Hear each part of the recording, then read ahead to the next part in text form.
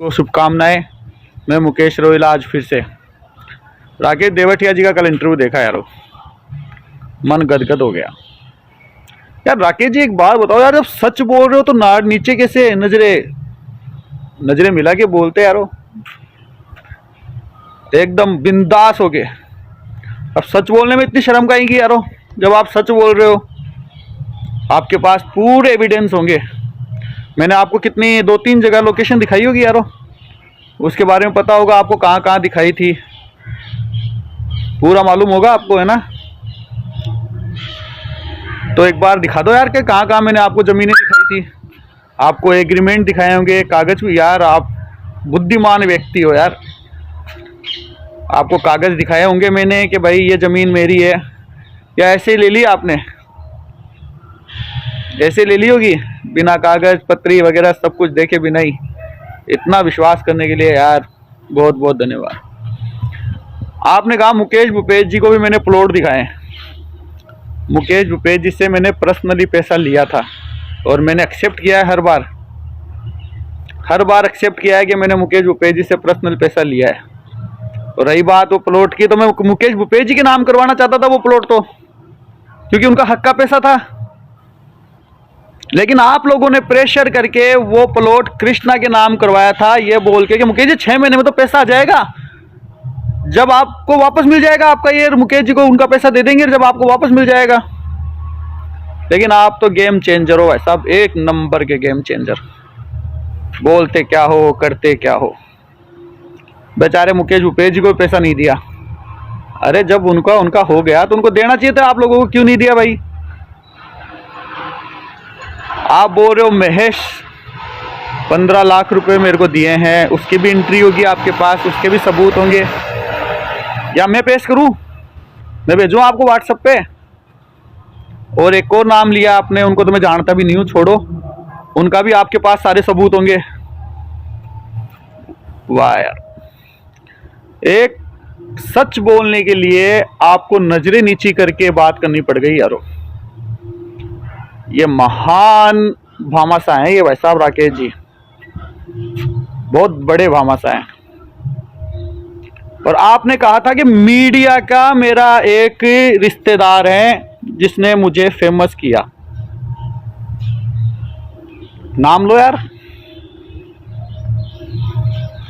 आप बोल रहे हो सितंबर 2021 में आपकी मेरी मुलाकात हुई, उसके बाद आपको मैंने प्लॉट दिखाया, 6 महीने तक आपको चक्री कटवाया, खूब चक्री कटवाए, परेशान कर दिया, दुबड़े हो गए आप उस चक्री के अंदर। यार कितने दुबड़े हो गए यार आप। फिर भी आप जनवरी में मेरे साथ घूमने गए हो, मेरे से प्रेम से बातें कर रहे हो, मैंने आपको गालियां बकी है फोन उठा के। यार आप तो बोल रहे हो मैंने आपको गालियां बकी है फोन उठा के, फिर आप बोल रहे हो मैंने तो फोन ही नहीं किया मुकेश जी को। आप अपने वीडियो को देखना अच्छी तरह, उसमें आपने ये भी बोला है कि मैंने तो मुकेश जी को फोन ही नहीं किया। 6 महीने तक मैंने आपका कॉल अटेंड नहीं किया, मैंने आपको गालियां बकी। एक तरफ तो आप बोल रहे हो मैंने आपका फोन अटेंड नहीं किया, एक तरफ मैंने बिना फोन अटेंड किए ही आपको गालियां बक दी। वाह। अरे वो पत्रकार जी ने तो जनवरी में डाली है मेरी, दिसंबर और जनवरी में, लास्ट दिसंबर में और जनवरी में अखबारों में। और आप बोल रहे हो आप तो 2021 में मिल लिए मेरे से, सितंबर में, उसी वक्त अपना काम हो गया था। तो फिर उनके प्रलोभन में कैसे आ गए आप?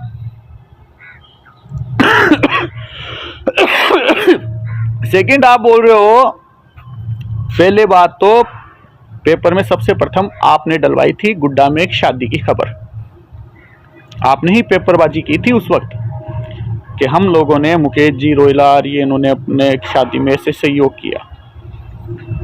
उसमें भी श्रेय आप ले गए, बल्कि मैं उसमें 40,000 रुपये कुछ मैंने दिए थे उस बच्ची को, और एक बेचारे मेघमाल समाज ने बाकी का चंदा इकट्ठा करके दिया था। आपने क्या दिया था उसके अंदर? लेकिन आप तो अपना झंडा ऊपर रखोगे।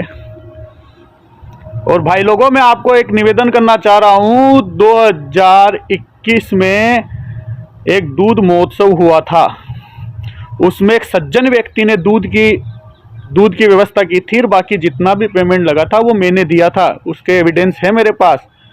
अगर किसी भाई से इस राकेश देवटिया जी ने चंदा इकट्ठा किया है उस फंक्शन के लिए, तो आप कृपया करके राकेश जी से संपर्क करें और अपना पैसा वापस ले लेना।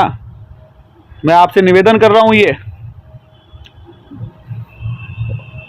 रक्तदान शिविर में भी जो भी पेमेंट लगा है मैंने दिया है। अगर किसी से उस फंक्शन के लिए भी चंदा इकट्ठा किया गया है तो आप इनसे संपर्क कर लेना। ये किसी को नहीं छोड़ रहे, ये अपने समाज को ही नहीं छोड़ रहे। आप इतने बड़े हो तो आप लिस्ट डालो ना यार, जिन जिन से पेमेंट आ रहा है। किसी के प्रोग्राम के लिए, किसी बच्ची के लिए, किसी के लिए आ रहा है तो उसकी लिस्ट डालो कि ये पेमेंट आया है भैया और हमने ये दिया है। पहल संस्था में आज भी मेरा पैसा पड़ा है। आप उसकी पूरी डिटेल दो मेरे को कि आपने उस पेमेंट का क्या क्या किया, कहां कहां लगाया आपने। और जो तीसरे व्यक्ति का नाम ले रहे हो मैं उनको नहीं जानता, मैं तो नाम भी नहीं जानता उनका क्या है।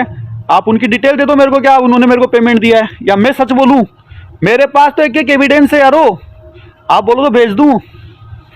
आप बोल रहे हो मेरे को कभी धमकी नहीं दवाई आपने, तो उसका भी है। वो बेचारा तो परलोक सुधार गया, भगवान उसकी आत्मा को शांति दे, लेकिन उसका भी है मेरे पास एविडेंस। क्या आपने कैसे मुझे धमकी दवाई थी वो डाल दूं।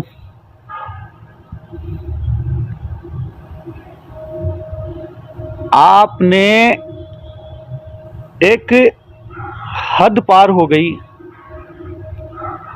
आज कैसे साइलेंट हो गए आप लोग यार, जब तो डेली मुकेश की। और आपको एक ये भी मालूम होगा, सबसे पहले उस पत्रकार ने ही मेरे ऊपर डाला था कि मुकेश रोयला ऐसा, मुकेश रोयला वैसा।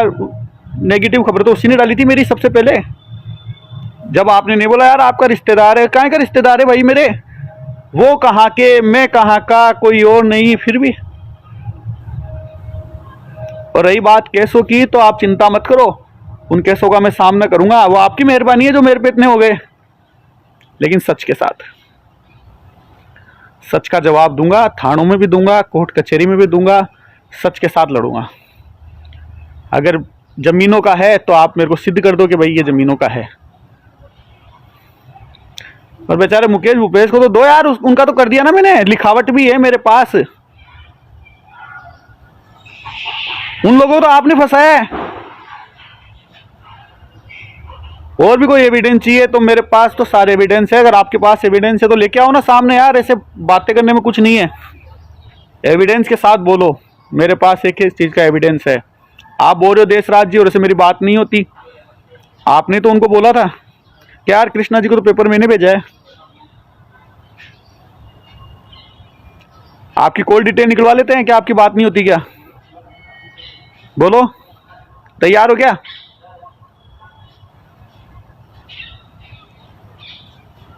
एक एक एविडेंस है, एक एक एविडेंस। जिस दिन बोलोगे उस दिन डाल दूंगा।